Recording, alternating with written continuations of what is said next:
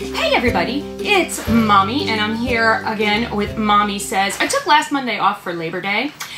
Sorry about that, but you know, we were having a busy weekend, and before I knew it, I was like, oops. But it was Labor Day, so I kind of played it off like that. But first of all, I'm very excited to announce that I will very shortly be, you gotta love my hair today, I will very shortly be joined with a dad. That's right, and it's not even Gracie's dad. It's Mike from Hey That's Mike will be joining me here every other Monday. So we'll be alternating Mondays, and he'll be, you know, doing Daddy Says, and I'll be doing Mommy Says. So I'm really excited about that. And he will be starting next Monday. For the life of me, I can't figure out what that date might be. Might be the 21st. I could be totally wrong. So anyway, as you can see, I'm looking like a real mom today, right? I just got out of the shower, which is pretty good, you know, for a mom. I actually bathed, and and I don't even have little kids, so what is my excuse? But as you can see from the title, today's topic is listening to your tweens and tween birthdays. So Gracie just turned 12 yesterday, and for about 6 weeks leading up to her birthday, I kept asking her, what do you want to do on your birthday? And I kept coming up with suggestions. Do you want to go see a Broadway show with one of your friends? Do you want to go just with us? Do you want to go into the city and, you know, do something else? Do you want to have a party at our house? Do you want to do a party at the roller rink? Do you want to go to the movies? It's just you and your BFF? Do you want to, just ideas. A family party, we can go up to the lake. Do you want to go away for the weekend? We could go down Wildwood, it'll be so much fun.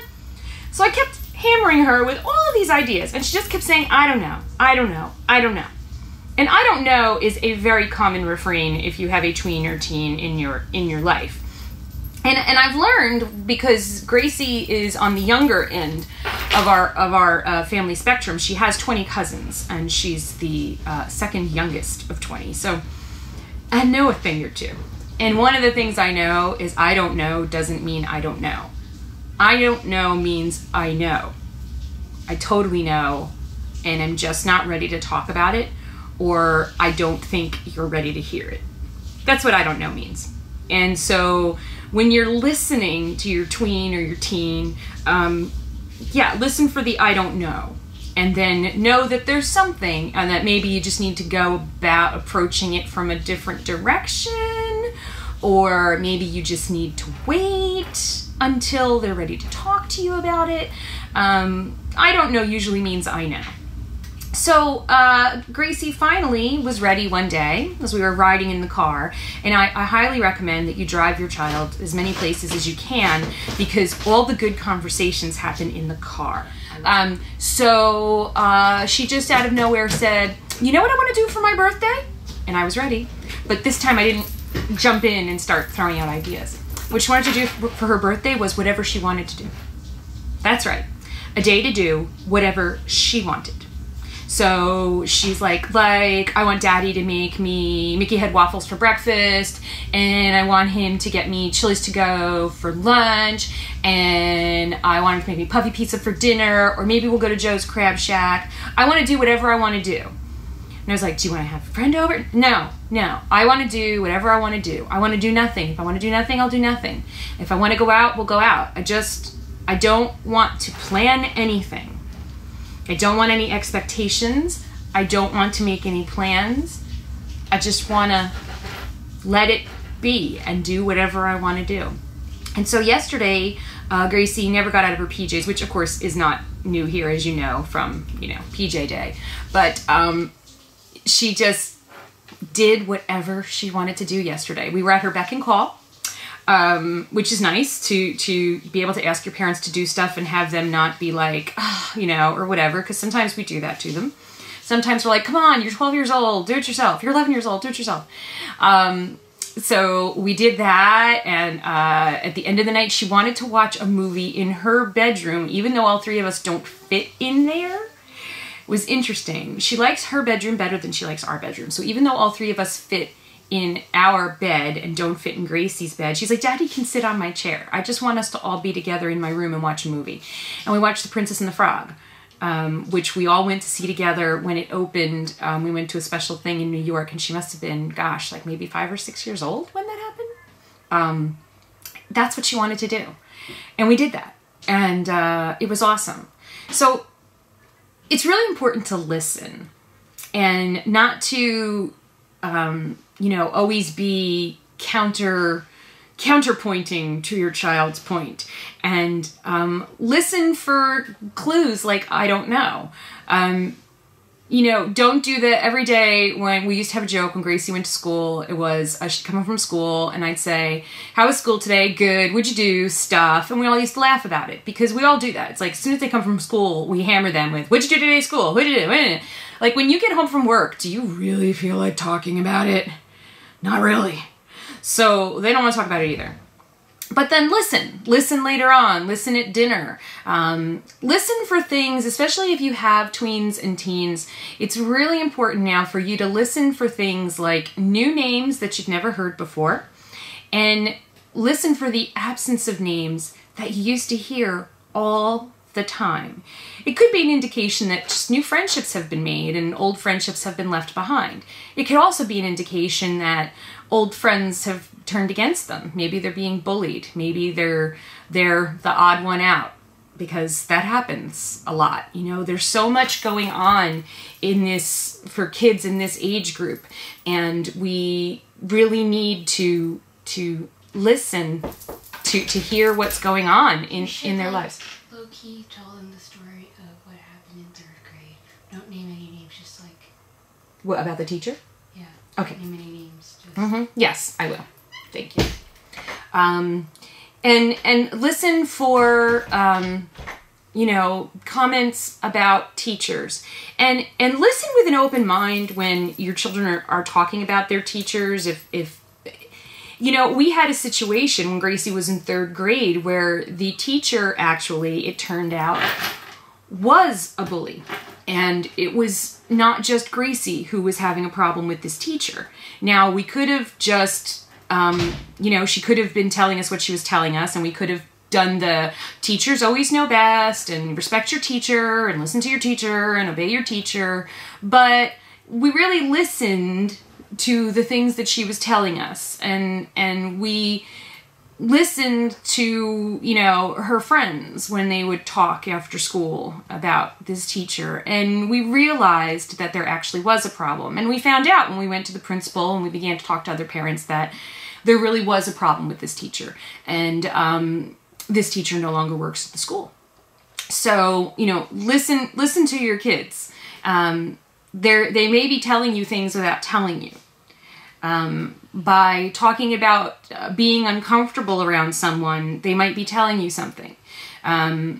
Listen if your child, doesn't want to go somewhere, with an adult, a certain adult, just don't hammer them into the whys and the whatevers, but just listen. Is it a consistent theme that your child doesn't want to be around this adult? There could be a problem. Maybe the adult makes them uncomfortable in some way. And as I said, it's really important to listen for new names and an absence of names. And then, yeah, it is important to get to know those new names, right? So we need to start putting faces and personalities, and we need to get to know the people who have these new names, because we have a responsibility as parents to get to know these new kids that are in our children's lives, because we might find out that our child is falling into the wrong group. On the other hand, we might find out that we really love these new names better than we liked the old names. And I really want to point out, I think people tend to focus primarily during the tween and teen years on their daughters' emotional ups and downs. And I really think that boys get the short end of the stick in this area. Boys are going through tremendous emotional upheavals in this age group as well. Middle school and high school for boys, they are going through as many changes as your girls are. And at a time when they probably want to and need to cry the most is the time when society is teaching them to man up, suck it up, be strong, don't cry, don't show your emotions.